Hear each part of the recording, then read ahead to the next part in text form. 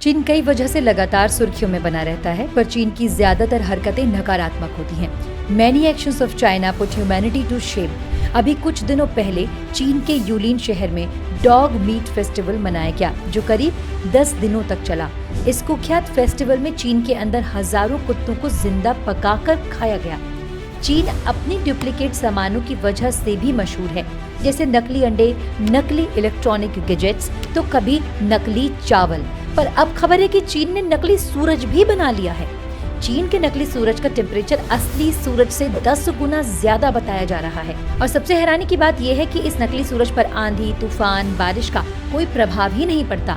ये सूरज उदय नहीं होता है और न ही अस्त। इसे जरूरत के अकॉर्डिंग यूज किया जा सकता है। इस आर्टिफिशियल सन पर किसी चीज का कोई इफेक्ट भी नहीं पड़ेगा। चीन इस सूरज से सोलर एनर्जी हासिल करेगा। आइए समझते हैं कि चीन ने नकली सूरज कैसे बनाया और आखिर चीन को नकली सूरज बनाने की जरूरत आखिर क्यों ही पड़ी। साथ ही ये भी समझते हैं कि क्या कोई आर्टिफिशियल सन कभी असली सूरज की बराबरी कर सकता है।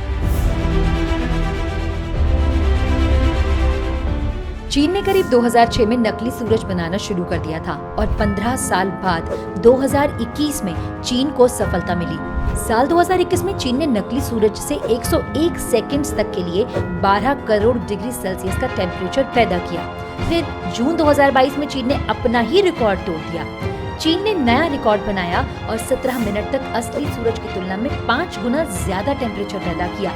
अब चीन धरती का पहला देश बन चुका है जो इतनी ज्यादा मात्रा में रिन्यूएबल एनर्जी पैदा कर सकता है। चीन के इस प्रोजेक्ट की कुल लागत 22.5 बिलियन डॉलर बताई जा रही है। चीन न्यूक्लियर रिसर्च और परमाणु फ्यूजन के जरिए आर्टिफिशियल सूरज बनाने में कामयाब हुआ है।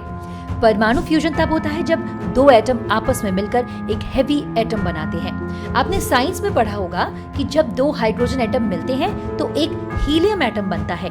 सूर्य भी हाइड्रोजन और हीलियम गैस का एक बड़ा भंडार है।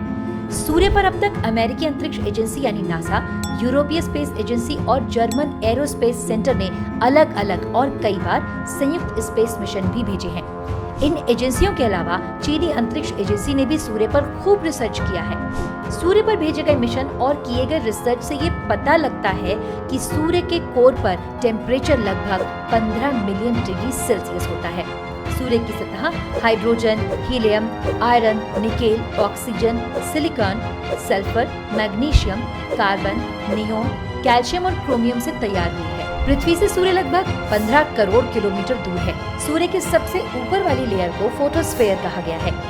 फोटोस्फेयर के ऊपर क्रोमोस्फेयर होता है और सबसे ऊपर कोरोना लेयर होता है और यहीं पर परमाणु फ्यूजन की वजह से विशाल विस्फोट होते रहते हैं। सूर्य पर की गई स्टडी को एनालिसिस करके चीन ने आर्टिफिशियल सन बनाया है।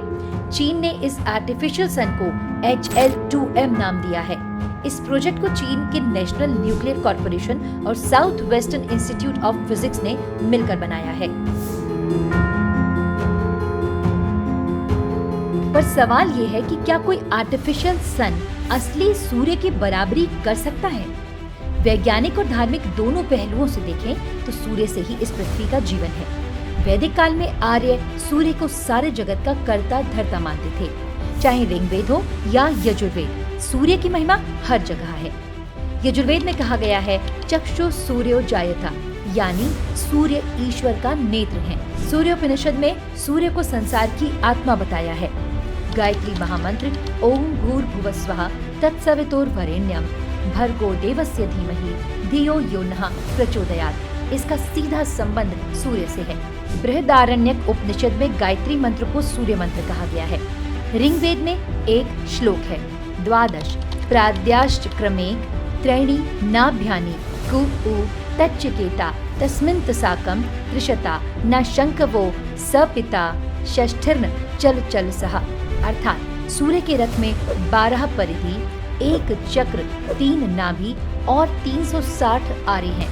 12 परिधि यानी 12 महीने, एक चक्र मतलब 1 साल, 3 नाभि मतलब 3 ऋतुएं और 360 आरे का संबंध 360 दिन से है।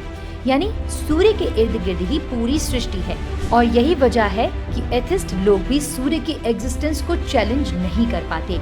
सूर्य प्रत्यक्ष देवता है। पूरी दुनिया का अस्तित्व सूर्य की वजह से ही है। सूर्य से ही दिन और रात होते हैं, सूर्य से ही पल, मास, पक्ष, ग्रह, उपग्रह, नक्षत्र सब कुछ है। बिना सूर्य के सिर्फ अंधकार है। इसलिए किसी भी हालत में सूर्य की तुलना किसी भी चीज से नहीं की जा सकती। तो चीन ने जो आर्टिफिशियल सोर्स बनाया है उसे सिर्फ सोर्स ऑफ एनर्जी कहा जा सकता है। इसलिए चीन के सोर्स ऑफ एनर्जी को सूर्य से कंपेयर करना कहीं तक भी ठीक नहीं है। Bureau report, भारतश्री।